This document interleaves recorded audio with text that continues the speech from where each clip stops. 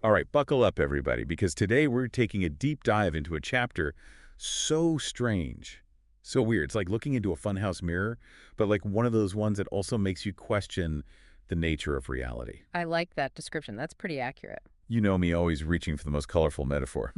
Well, in this case, it's certainly appropriate. Okay, so before we get lost in the weirdness, let's set the Oh, stage. good.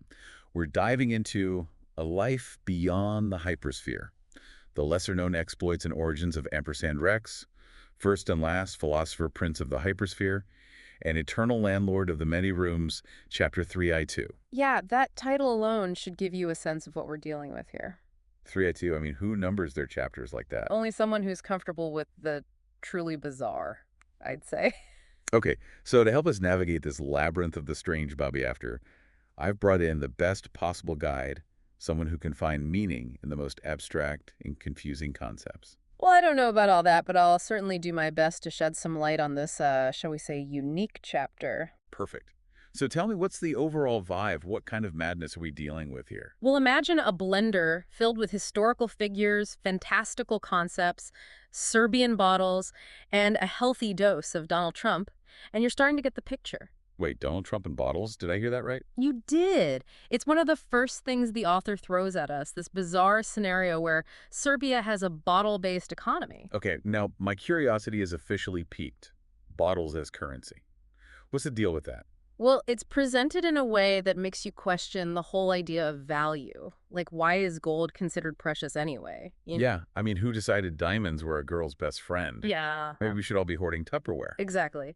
The author seems to be playing with that idea, the arbitrariness of it all. But then it gets even weirder because we hear about people smuggling these bottles into the hypersphere. The hypersphere. Okay, so this was where things start to get really trippy. The hypersphere, this mysterious realm the author keeps referencing, it seems to represent everything beyond our grasp, the vast unknown of existence.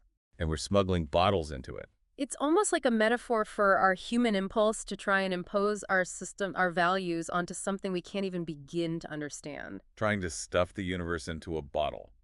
Literally. Precisely. And then to make things even more surreal, we have Donald Trump obsessed with the size of the hypersphere. Of course he is. He's constantly comparing it to things he claims to own, buildings, golf courses, you name it. It's like the ultimate real estate measuring contest, but on a cosmic scale. Exactly. And that's where the satire really kicks in. The author is using Trump, this figure obsessed with size and wealth, as a way to comment on our human tendency to oversimplify the complex. Instead of grappling with the mind-blowing philosophical implications of a hypersphere, he's reducing it to something measurable, something you can boast about. Exactly. He's missing the forest for the trees, or in this case, the hypersphere for the bottle caps. So we've got this weird bottle economy, a Trump cameo, and this ominous hypersphere looming over everything. Where do we even go from here? Well, hold on to your hats, because things are about to get even weirder. The protagonist has a run-in with some ghosts, and his wardrobe decides to implode. Ghosts and exploding clothes. Okay, this deep dive just took a sharp turn into the Twilight Zone. It's definitely a jarring shift. But remember, this author loves to subvert expectations. Maybe these ghosts are actually manifestations of the protagonist's anxieties, his internal world bleeding into the external. Oh, I like that. It's like his fear of the unknown, this vast, incomprehensible hypersphere, is literally haunting him. And the imploding wardrobe could represent the collapse of his old ways of thinking, his familiar reality, as he's forced to confront these larger cosmic forces. So we've got bottles, Trump ghosts, exploding wardrobes, and this hypersphere that seems to be the source of all the weirdness. That's a pretty good summary so far. It's like we're watching a David Lynch film directed by Salvador Dali with a sprinkle of Douglas Adams for good measure. I think that's the most accurate description I've ever heard. I aim to please. But before we get too lost in the surrealness, let's take a step back and see what else this chapter has in store for us. There's a lot more to unpack, and we're just getting started. So, we're trying to make sense of this hypersphere thing, and all of a sudden the author throws in this whole new scene. Yeah, totally out of left field. Suddenly we've got cowboys attacking a Native American encampment, and then a giant shows up and points them toward the hypersphere. It's like a non sequitur of epic proportions. Like channel surfing during a fever dream. I think that's exactly the effect the author is going for. It's meant to be disorienting, jarring even. Yeah, because it mirrors the protagonist's own mental state. Yeah. Right? He's having this cosmic breakdown. His reality is literally imploding, and the narrative reflects that. Exactly. It's like the author is saying, Look, when your world is colliding with a hypersphere, all bets are off. Even the rules of storytelling go out the window. And then, as if that wasn't enough, we get this meta commentary about fonts and colors.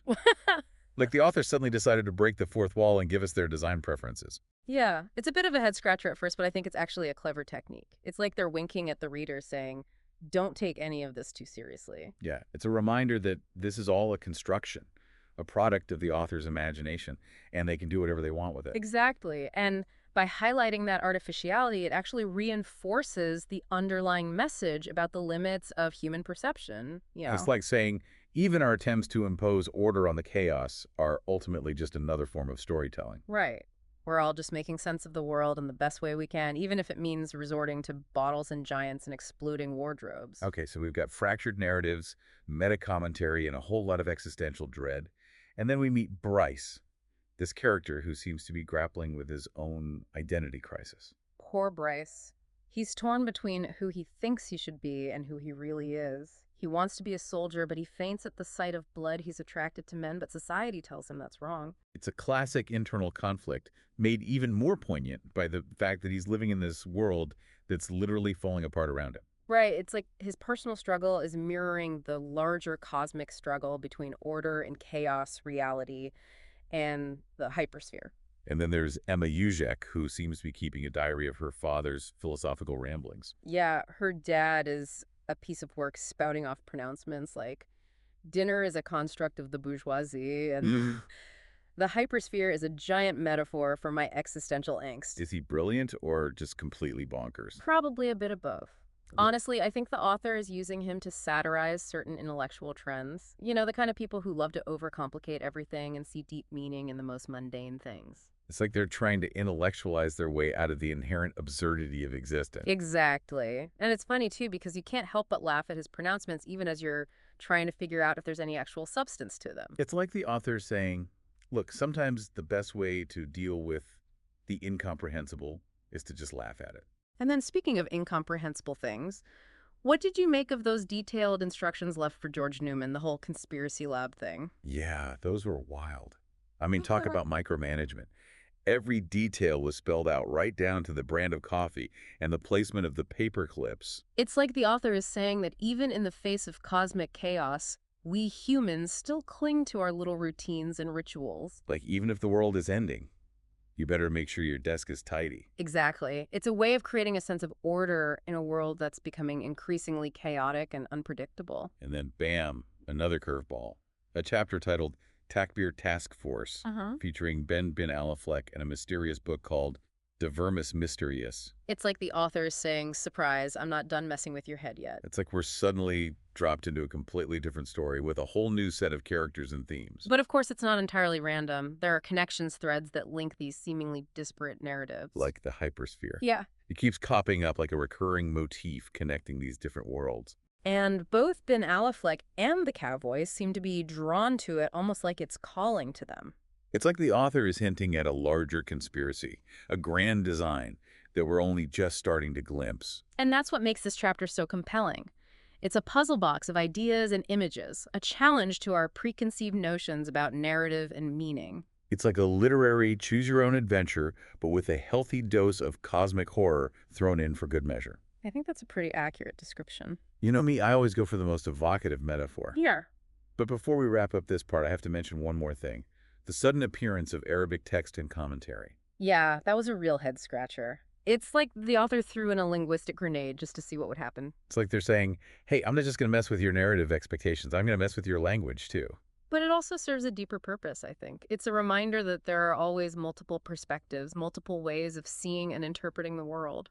Even within the confines of a single story, the author is creating this sense of multiplicity of layered realities and interpretations. And maybe that's the ultimate message of this chapter, that the world, like the hypersphere, is vast and multifaceted. There's no single answer, no one right way to understand it. We're all just trying to make sense of the chaos in our own way. And sometimes the best way to do that is to embrace the absurdity, the strangeness, the sheer weirdness of it all. Well said. I think we've officially reached peak bewilderment. But before we dive into the final depths of this extraordinary chapter, let's take a moment to absorb all we've encountered so far. This author is truly playing a different game, and we're just trying to keep up. Okay, so we're back, and I'm still trying to process all the weirdness we've encountered so far. I mean, we've got Serbian bottles, a ghost of Donald Trump, an imploding wardrobe, and a protagonist who, let's just say, has a unique way of dealing with stress. Yeah, it's been a wild ride through the author's imagination. Huh. A whirlwind of the absurd, the satirical, and the just plain bizarre. But as we wrap up this deep dive, I'm wondering if there's a bigger picture here. Is the author trying to tell us something specific, or is it all just a gloriously chaotic fever dream? You know, it's tempting to look for a single unifying theme, a clear message, but I honestly don't think that's what this chapter's about. So it's not about finding the answer, but more about embracing the questions, the ambiguity of it all. Exactly. Think about the hypersphere itself. It's never clearly defined, never given a concrete form. It's this nebulous concept that represents the limits of our understanding. The vast unknown, the Mm. things we can't even begin to comprehend. Right, and all the characters are struggling with that in their own way. Bryce with his identity crisis, Emma Izek with her father's nonsensical pronouncements, the protagonist with his coping mechanisms. It's like the author saying, look, when you come face to face with the truly incomprehensible, all your human constructs start to break down your systems of value, your beliefs, your sense of self. It's a kind of existential meltdown mirrored in the fractured narrative, the sudden shifts in tone and perspective. So the chapter itself is a reflection of that breakdown, a deliberate attempt to dismantle our expectations about storytelling and meaning. I think that's a very astute observation. The author isn't giving us answers, they're forcing us to confront the limitations of our own perception. Because they're saying, stop trying to make sense of everything. Yeah. Just let go and embrace the chaos, the absurdity of it all. And maybe in that surrender, in that acceptance of the unknowable, we can find a new way of seeing the world, a new way of being. Well, this deep dive has certainly been a journey, a wild, unpredictable ride through the outer limits of the author's imagination. We've encountered more strange and wonderful things than I ever thought possible. We've laughed, we've cringed, we've questioned everything we thought we knew about reality. And ultimately, I think we've come out the other side with a newfound appreciation for the power of storytelling to challenge us, to provoke us, and to expand our horizons. And on that note, I think it's time to wrap up this deep dive. But before we go, I want to thank you for joining me on this extraordinary adventure through the mind of an author who clearly doesn't play by the rules. The pleasure was all mine. And to our listeners out there, keep exploring, keep questioning, and never be afraid to embrace the weirdness of it all, because sometimes the most profound truths are hidden in the most unexpected places.